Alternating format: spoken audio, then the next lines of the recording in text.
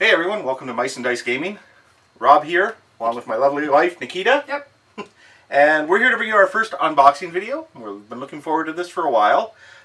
This is hopefully a game that we ordered based on a game that we played at an annual board games event here in town. Every family day they get together and rent out a space, and a couple local companies, Uber Cool Stuff and LA Mood, bring in a bunch of demo games that people from the public can come in and play for free. Well, cost of admission, $10 for a family, not unreasonable at all, for the entire day. And we found this game there, and we absolutely fell in love with it. Ordered it the very next day, and here it is, hopefully. Let's see.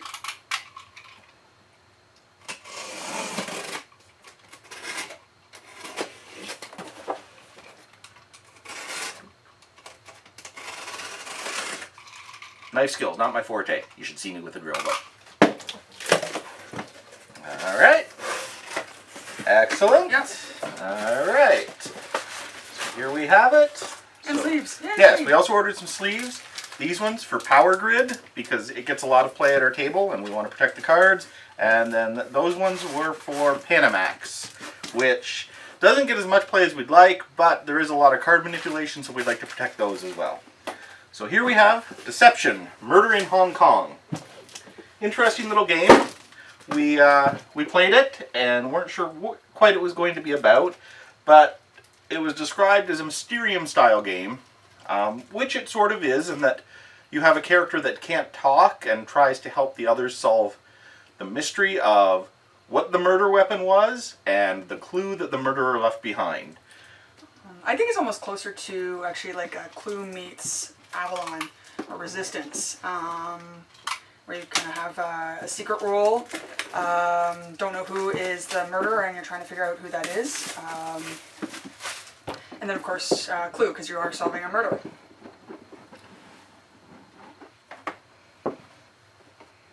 The freshness of board games. All waiting to be punched out. Instructions fell apart a little bit. Fell apart a little bit, yeah, that's okay. That's to be expected during shipping. Just a quick overview of the game. We have these cards that the forensic scientist uses, that's the one that can't talk, to point to things like the clues, location of crime, in progress, what was happening, hints like on the corpse where the damage was. There's also other things in here like twists and... Yeah, so we didn't actually end up playing any of the variant rules where you can add in extra like twists and testimonies, so that's definitely one reason why we wanted to get this game, so we can start playing with the extra options. Nice thing too is we played it with our kids, our two boys, and no difficulty understanding how to play the game, and they didn't fight. Yeah, we should know, if you're familiar with their channel, you've met Alex and Ryan. They are 11 and 9, so they've been playing board games now for quite a while, at least 3 or 4 years, and even at 5, they were playing some of the games that you may be hesitant to introduce your kids to, such as Carcassonne or something like that, that requires thought and logic. They actually caught on fairly well. The cards that I'm showing here, these are the clue cards that hands are built from for each of the investigators or murderer or players, really. And then the blue-backed ones that I'm opening right here are the murder weapon cards. What the tool or utensil or whatever it was used to commit the dastardly deed. Now, one thing that you'll note, and I'm not sure if the camera will catch it or not, but on the cards and on all these other cards, not only does it have the English, but it also does have the Mandarin Chinese, which is an interesting little bit of information. And a quick search through Google Translate shows that it really is the words that they say. Who knew? And then finally we have the cards that assign your character roles. And this is similar to a one-night game, where the forensic investigator has everybody close their eyes. It's all randomly dealt out. They look at their cards. Investigator has everybody close their eyes. Murderer opens their eyes, closes their eye, points to the two that they choose, etc., etc. We've got witness, murderer, investigators, lots of investigators, forensic scientist, and accomplice. So we're really looking forward to playing this. We're hoping to get it on the table tonight. We're having a few people over for games, so we're hoping to get it on the table. And we'll let you know how it goes. Who knows, we may even record the session.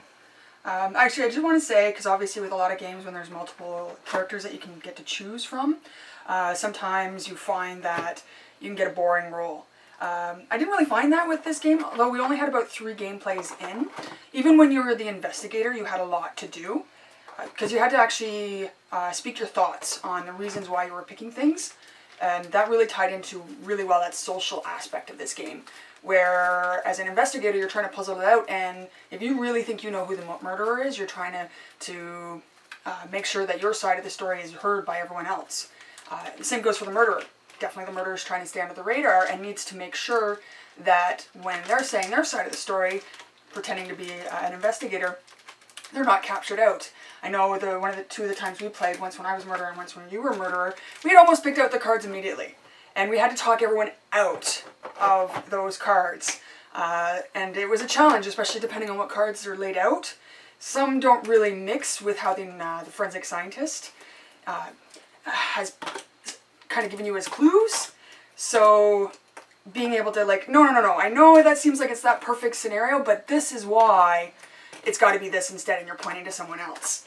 And so definitely and forensic scientist, of course, is fun, even though you don't talk, because again, you've got to try to get in the minds of all the other players.